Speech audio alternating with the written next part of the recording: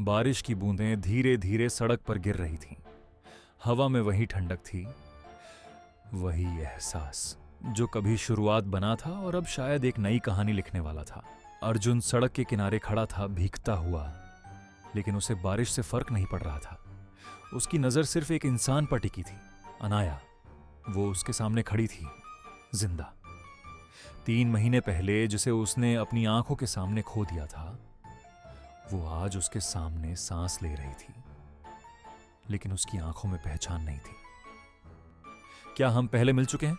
अनाया ने मासूमियत से पूछा। यह सवाल अर्जुन के दिल को चीर गया, लेकिन उसने अपने दर्द को छुपाते हुए हल्की सी मुस्कान दी।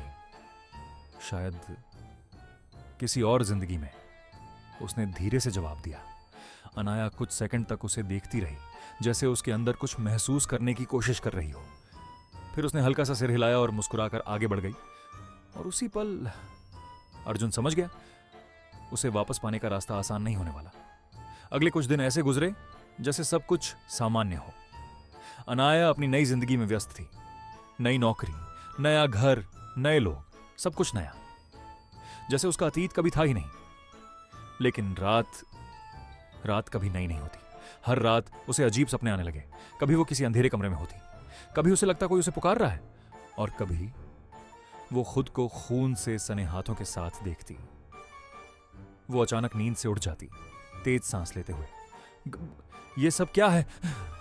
वो खुद से पूछती, लेकिन जवाब कहीं नहीं था। एक रात वो अपने कमरे में अकेली बैठी थी। बाहर हल्की बारिश हो रही थी। उसके हाथ में चाय का कप था, लेकिन उसका ध्यान कहीं और था। तभी दरवाजे पर दस्तक हुई। वो चौंक गई। इतनी रात को कौन हो सकता है? धीरे धीरे वो दरवाजे तक गई और खोला। बाहर कोई नहीं था, लेकिन नीचे एक छोटा सा पैकेट रखा था। उसका दिल तेजी से धड़कने लगा। वो पैकेट उठाकर अंदर लाई और धीरे धीरे खोलने लगी।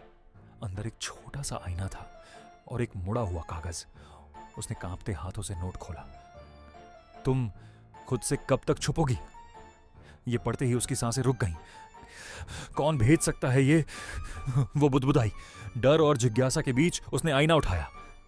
पहले तो उसे अपना ही चेहरा दिखा, लेकिन अगले ही पल आईने में उसका चेहरा बदल गया। उसकी आंखें ठंडी हो गईं और उसके चेहरे पर खून के निशान दिखने लगे। अनाया डर के मारे चीख पड़ी और आईना जमीन पर गिर गया। उसका दिल इतनी तेजी से धड़क रहा था जैसे वो अभी बाहर आ जाएगा। ये हलूसिनेशन है, वो खुद को समझाने लगी, लेकिन अंदर कहीं उसे पता था ये कुछ और है। दूसरी तरफ एक अंधेरे कमरे में कई स्क्रीन जल रही थी। हर स्क्रीन पर एक ही चेहरा था, अनाया। कोई उसे देख रहा था, ध्यान से, चुपचाप। और फिर वही ठंडी आवाज गूंजी, वेलकम बैक, एक्सपेरिमेंट 27। उस आदमी का चेहरा अभी भी अंधेरे में छुपा था, लेकिन उसकी आवाज में एक खतरनाक सुकून था। अगले दिन अनाया खुद को सामान्य दिखाने की कोशिश कर रही थी, लेकिन उसके अंदर कुछ बदल चुका था। उसे हर जगह ऐसा लग रहा था कि कोई उसे देख रहा है। ऑफिस में, रास्ते में, यहां तक कि अपने ही घर में। और फिर उसने उसे देखा। अर्जुन। वो दूर खड़ा था, बस उसे देख रहा था।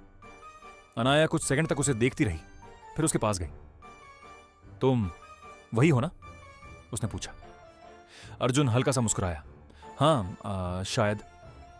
मुझे अजीब सा फील होता है तुम्हें देखकर, अनाया ने धीरे से कहा। जैसे मैं तुम्हें जानती हूं, लेकिन याद नहीं आ रहा। अर्जुन का दिल भर आया, लेकिन उसने खुद को संभाला। कुछ चीजें याद रखने से ज्यादा महसूस की जाती हैं, उसने कहा। अनाया चुप हो गई। उसके अंदर कुछ चल रहा था, कुछ ऐसा जिसे वो समझ नहीं पा रही थी। लेकिन तभी उसके फोन पर एक नया मैसेज आया। पास मत जाना, वो तुम्हें फिर से तोड़ देगा। अनाया का चेहरा सफेद पड़ गया। उसने धीरे से फोन नीचे किया और अर्जुन की तरफ देखा। अब उसके मन में एक नया सवाल था। क्या अर्जुन सच में उसकी मदद कर रहा है, या फिर वो भी इस खेल का हिस्सा है? बारिश फिर से शुरू हो चुकी थी, और इस बार खेल भी।